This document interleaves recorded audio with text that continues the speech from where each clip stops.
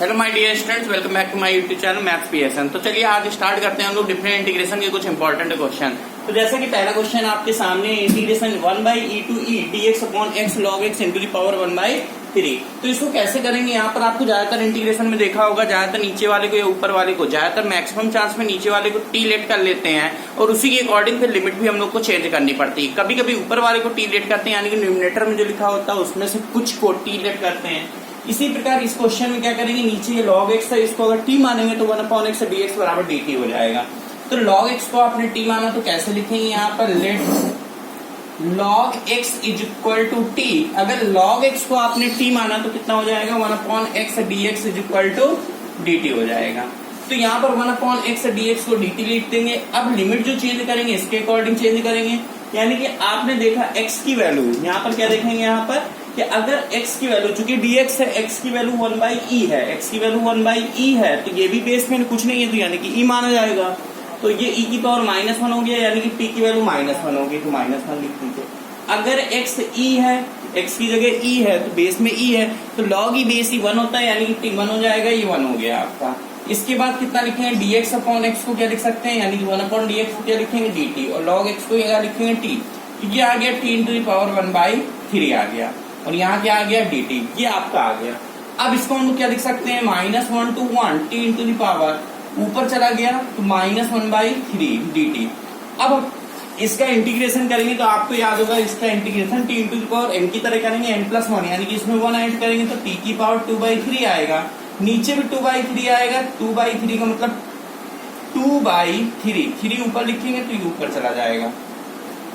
अब यहाँ पर होल पावर कितनी है, -1 to 1। अब लिमिट अप्लाई कर देंगे, एक बार 1 रखेंगे तो ये 1 आ जाएगा, -1 रखेंगे तो -1 आ गया, यानी कि यहाँ पर क्या आएगा, -1 रखेंगे 3/2 बाहर आ जाएगा। अब 3/2 बाहर आ गया, अगर आपने 1 रखा तो 1 की पावर 2/3 1 ही होगा, -1 1 की पावर -1 रखेंगे इस बार, तो -1 into the power 2/3 लिखेंगे, क्योंकि स्क्वायर लगा है तो फिर से +1 हो जाएगा, लेकिन बीच में तो माइनस लगता है, तो यहाँ पर 1 - 1 कितना हो गया, 0, इसलिए इसका आंसर कितना हो जाएगा, 0। तो क्लियर हो बच्चा, ये आपका पहला कोई क्वेश्चन था। अब स्टार्ट करते हैं, देखते हैं सेकंड क्वेश्चन। तो चलिए सेकंड क्वेश्चन देखते हैं। सेकंड क्वेश्चन में cos क्यूब x dx लिखा हुआ है, तो इसको हम लोग किस प्रकार से करेंगे, ज्यादातर लोग cos 3x का फार्मूला लगाते हैं, cos 3x = 4 cos cube x minus cos 3 cos x, पर आपको वो वाला फार्मूला नहीं लगाना है, आप सीधे से कह दीजिए ये 0 to π/2 होगा, और cos क्यूब x को लिख दीजिए cos square x into cos x dx। अब आपने क्या किया, यहाँ पर cos x को t माना, किसको लेट कर रहे हैं, cos x को t माना। देखते हैं लेट हम लोग कर रहे हैं, cos x को अगर आपने t लेट किया तो डिफरेंशिएशन करेंगे तो -sin x dx बराबर dt, -sin x dx बराबर कितना हो जाएगा, dt आ जाएगा। cos x को t मानेंगे, यहाँ पर x भी है क्या, cos x को t मानेंगे तो sin x dx से dt बनना पड़ेगा, इसलिए cos x को t मानने से काम नहीं बनेगा। यहाँ पर हम लोग को क्या मानना पड़ेगा, sin x को t मानेंगे, sin x को t। अब sin x कैसे मिलेगा देखिएगा, cos स्क्वायर x को लिख दीजिए 1 - sin square x, cos square x को 1 - sin स्क्वायर x, और ये आपका एज इट इज लिखा रहेगा cos x dx। अब अगर आपने sin x को t माना तो बताइए cos x dx बराबर dt हो जाएगा, cos x dx बराबर dt हो जाएगा।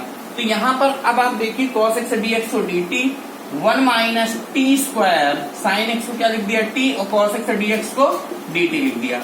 अब देखिए यहाँ पर अब लिमिट या फिर चेंज कर लीजिए। अगर हम लिमिट चेंज करेंगे तो देखिए, अगर ये x की लिमिट है, x अगर 0 है, x 0 है तो sin 0 0, यानी कि t भी 0 हो जाएगा।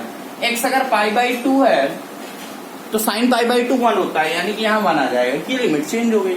अब इंटीग्रेशन कर दीजिए, तो 1 का इंटीग्रेशन t और इसका t³/3, लिमिट क्या है, 0 to 1। अब लिमिट अप्लाई करेंगे और हमारा आंसर आ जाएगा। तो चलिए लिमिट अप्लाई कर दीजिए जल्दी से। पहला क्वेश्चन रब करते हैं, सेकेंड क्वेश्चन में लिमिट अप्लाई कर दीजिए, आंसर बता दीजिए जल्दी से। तो चलिए t को अगर 1 लेट करते हैं तो देखिए क्या आता है, t को 1 लेट करेंगे तो 1 - 1/3, अगर माइनस लगाएंगे फिर 0 लेट करेंगे तो इसमें भी 0 आएगा, इसमें भी 0 आएगा, तो -0 0 चाहे लिखो चाहे ना लिखो, माइनस में 0 आएगा, याद रहेगी बात। अब कितना आ गया आंसर, 3/2, 3 माइनस उल्टा लिख दिया, यानी 3 - 1 2/3, ये आपका आंसर आ जाएगा 2/3। चलिए चलते हैं थर्ड क्वेश्चन की ओर, आपने 2 क्वेश्चन सॉल्व कर लिया, अब चलते हैं तीसरा क्वेश्चन। थर्ड क्वेश्चन में लिखा हुआ है integration 0 to 1 x1 minus x into the power whole power 9 dx। और एक अगला क्वेश्चन लिख दिया, इसको रख किया जाए। फोर्थ नंबर क्वेश्चन एक और लिख देते हैं, integration 0 to minus a to a x cube minus a to a कितना लिखा है x cube plus sin x dx। चलिए दो क्वेश्चन आपके सामने है, इससे सॉल्व करते हैं। आपने देखा थर्ड नंबर क्वेश्चन को ध्यान से आप देखिए, इसमें x माइनस, अब देखिए मल्टीप्लाई तो हो नहीं पाएगा, अब इसमें प्रॉब्लम आएगी। अब हम लोग को क्या करना पड़ेगा, इसमें 1 माइनस एक्स को t मानना पड़ेगा। क्या करेंगे, 1 माइनस एक्स को t मान लेंगे। तो let 1 minus x is equal to t, differentiate करेंगे तो माइनस डी एक्स बराबर डी टी। एक चीज और ध्यान दीजिए, इसी से देख के हम लोग x लिख सकते हैं। x उधर गया तो x की जगह 1 माइनस टी हो गया कि नहीं, इसमें पुट कर दीजिए। क्या लिमिट भी चेंज हो जाएगी। x अगर 0 है, देखिए dx है तो यानी x की लिमिट लगी है। अगर x 0 है तो t कितना हो गया 1। अगर x आपका 1 है तो t कितना हो गया 0, लिमिट चेंज हो गई। x की जगह क्या लिख सकते हैं, x उधर आ गया t इधर आ गया तो 1 माइनस टी लिख दीजिए। ये क्या लिखा हुआ है t, तो t इंटू द पावर 9। अब माइनस dx है dt यानी dt और यहाँ माइनस होगा। इतनी बात क्लियर।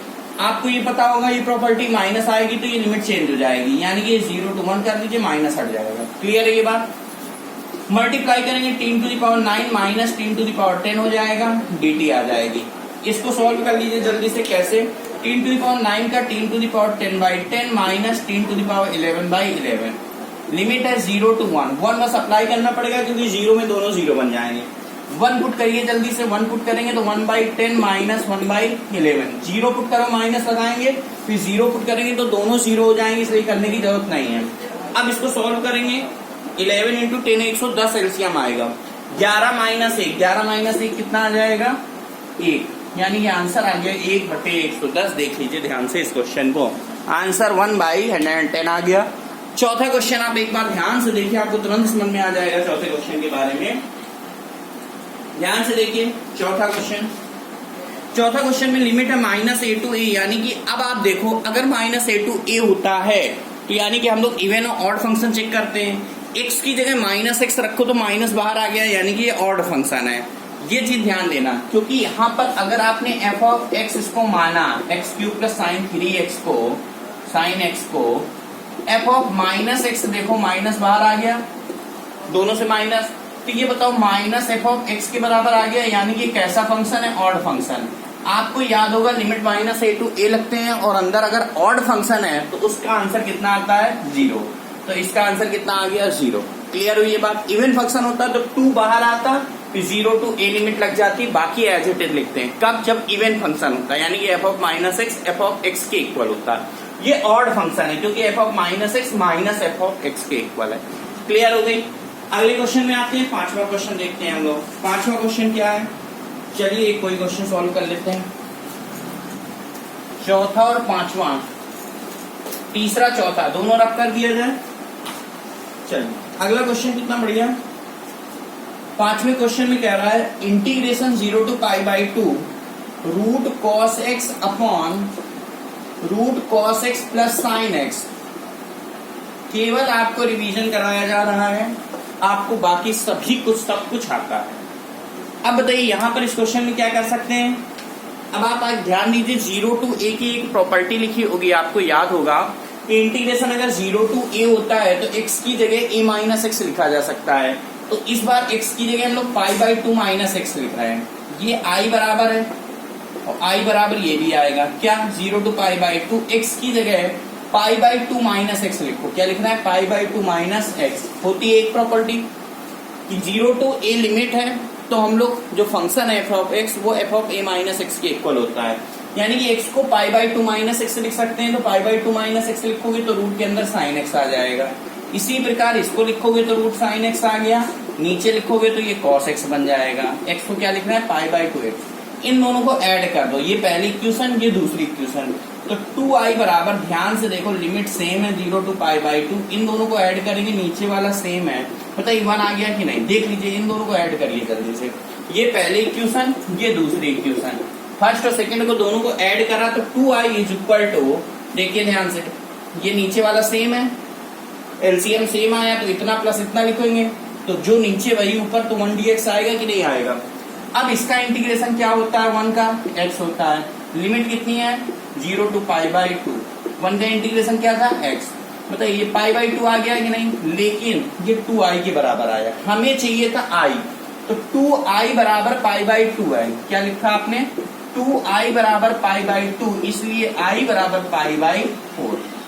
क्लियर है, देखिए ध्यान से, 2i बराबर आया है, आपको बताना था i, तो आंसर आ गया i इज इक्वल टू π/4। आगे आते हैं क्वेश्चन नंबर 6 में, क्वेश्चन नंबर 6 में चलते हैं, चलिए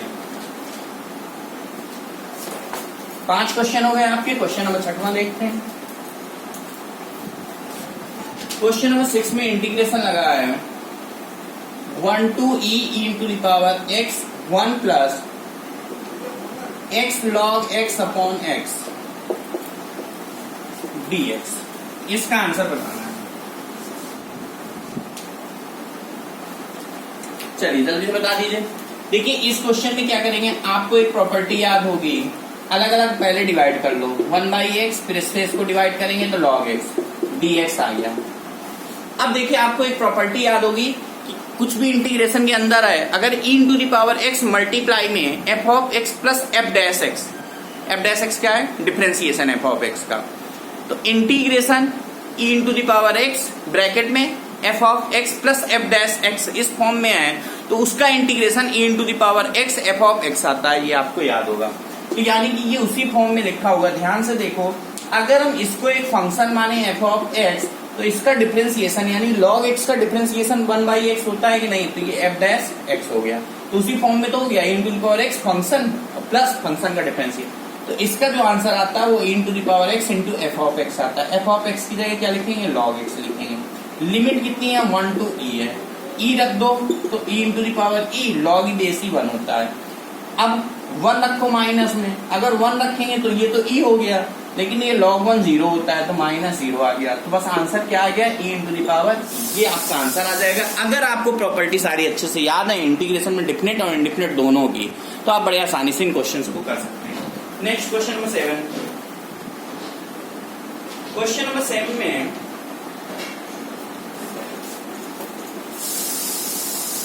कौन सा क्वेश्चन किया है, 7 में मॉड ऑफ x कर लेते हैं या मॉड ऑफ 2x माइनस 1 कर लेते हैं। क्वेश्चन नंबर 7,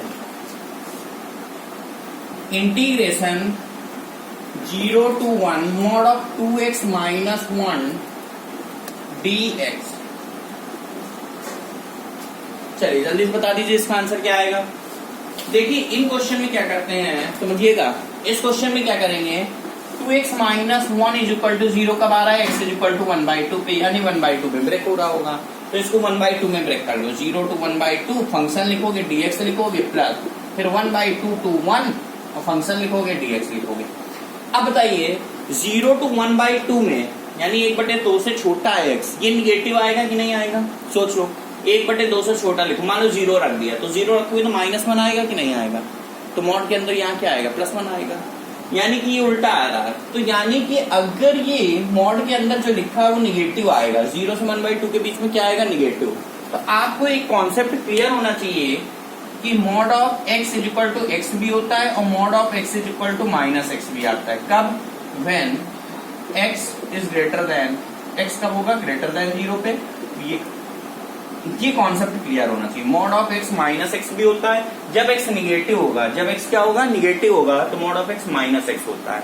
तो यहाँ पर क्या है, मॉड के अंदर जो लिखा है वो निगेटिव है 0 से 1/2 के बीच में, तभी तो ब्रेक किया है, तो मॉड ऑफ x जो आएगा वो -x आएगा, यानी कि ये उल्टा हो जाएगा। कितना हो जाएगा, -x लिख दो, यानी क्या लिखोगे, 2x माइनस 1 -1, ये क्या आएगा, ये सेम आएगा 2x माइनस 1, क्यों, क्योंकि पॉजिटिव है तो सेम आ जाएगा।